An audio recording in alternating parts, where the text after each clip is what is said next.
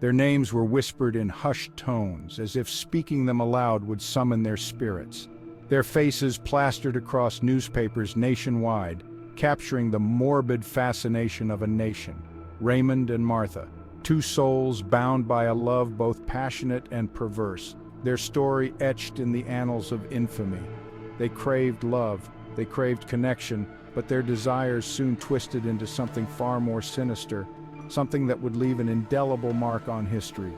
They became a whirlwind of deceit, leaving a trail of broken hearts and lifeless bodies in their wake, a path of destruction that seemed almost surreal. This is the story of the Lonely Hearts Killers, a tale that has haunted the corridors of time. Their love story was one for the ages, a tale of longing and loss, of passion and betrayal, written in the ink of despair. But beneath the surface of their romance lurked a darkness that would consume them both, a darkness that no one could have foreseen. This is a journey into the heart of a love affair gone terribly wrong, a journey that would reveal the depths of human depravity, a descent into the abyss of human cruelty where love and death dance a macabre waltz forever intertwined in the shadows of history. Raymond Fernandez was a man of mystery, a chameleon who could morph his personality to fit any situation. Born in Hawaii to Spanish parents, his childhood was far from idyllic. He spent his formative years in poverty, yearning for a life beyond his reach. As a young man, he drifted from one odd job to another, his charm his only constant companion. He possessed an undeniable charisma that drew people to him, especially women. He used this to his advantage, becoming a master manipulator, a con man who preyed on the vulnerable. Behind his charming facade, however, lurked a darkness, a simmering rage that hinted at the violence he was capable of. Martha Beck, on the other hand, was a woman consumed by loneliness. A plump, frumpy nurse from Florida, she yearned for love and companionship. She had known her share of heartbreak, her romantic dreams dashed time and time again. She sought solace in romance magazines, fantasizing about a love that seemed perpetually out of reach. She was desperate for affection, for someone to validate her worth. This desperation made her the perfect target for a man like Raymond Fernandez, a man who could sniff out vulnerability like a shark scenting blood in the water.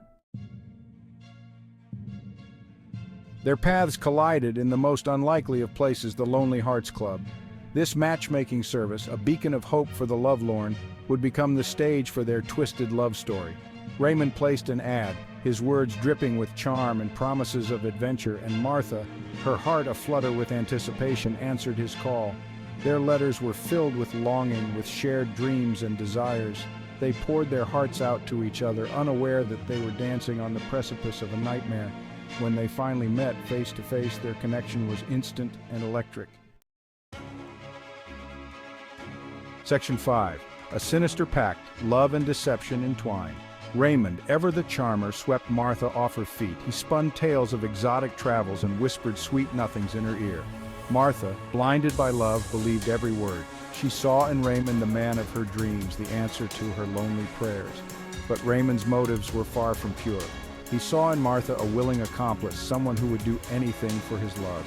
Together they embarked on a life of crime, their love story intertwined with deceit and manipulation.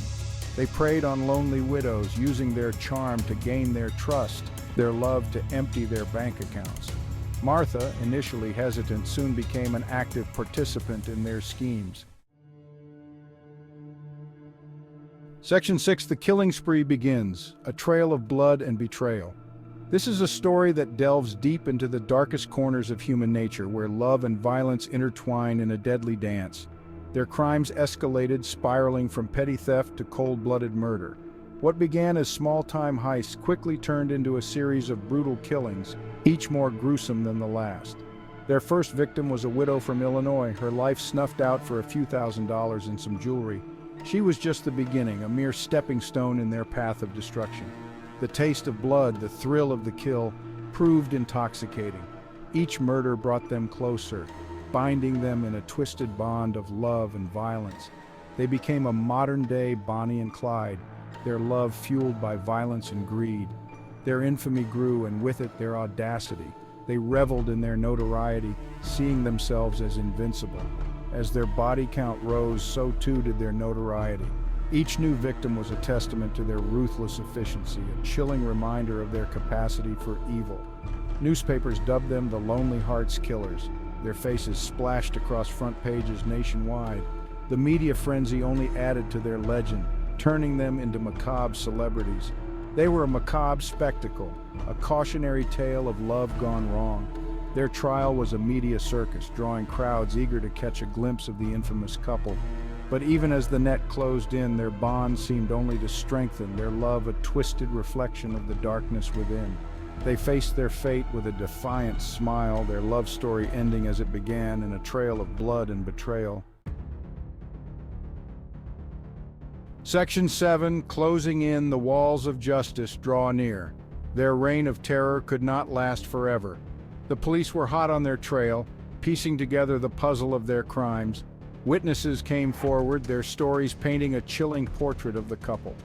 Raymond and Martha, sensing the walls closing in, became increasingly desperate, their actions more erratic. They crisscrossed the country, leaving a trail of bodies in their wake. But with each passing day, the noose tightened.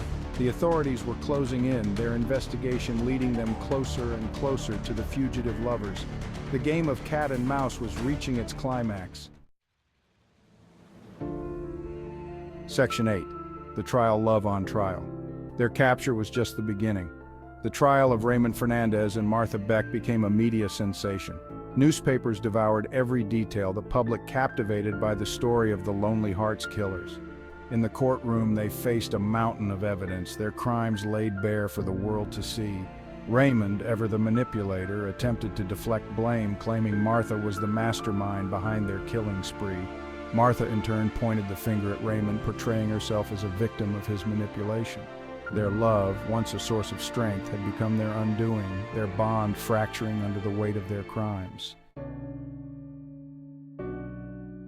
Section 9, the final curtain, justice finds its mark. The jury's verdict was swift and decisive: guilty.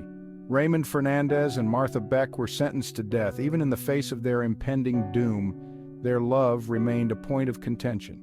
Martha, in her final days, wrote passionate letters proclaiming her love for Raymond while he maintained his distance, his affections seemingly extinguished. On March 8, 1951, Raymond and Martha were led into the death chamber at Sing Sing prison. Their love story, once a source of fascination, ended with the pull of a lever. The Lonely Hearts Killers, their reign of terror finally over, were no more.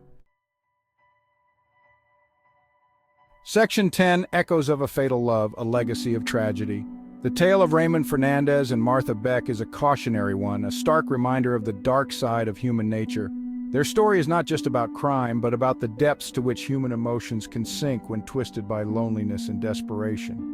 Their love, born of loneliness and desperation, morphed into something monstrous, consuming everything in its path.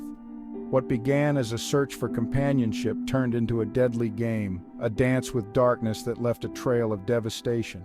They left behind a legacy of pain and suffering, their names forever etched in the annals of criminal history. The courtrooms that once echoed with their trials now stand as silent witnesses to their heinous acts, and the prison cells that held them are reminders of their ultimate fate. Their story serves as a chilling reminder that love, in its most twisted forms, can be a dangerous and destructive force. It shows how easily the line between love and obsession can blur, leading to catastrophic consequences. It is a stark testament to the power of manipulation, the seductive allure of darkness, and the devastating consequences of unchecked desire. Their actions were not just crimes, but a perverse reflection of their inner turmoil and the lengths to which they would go to satisfy their twisted needs. The Lonely Hearts Killers, forever linked in life and death, stand as a chilling reminder of the fragility of the human heart. Their story is a dark chapter in the history of crime, a tale of love gone horribly wrong, and a warning of the dangers that lurk within the human soul.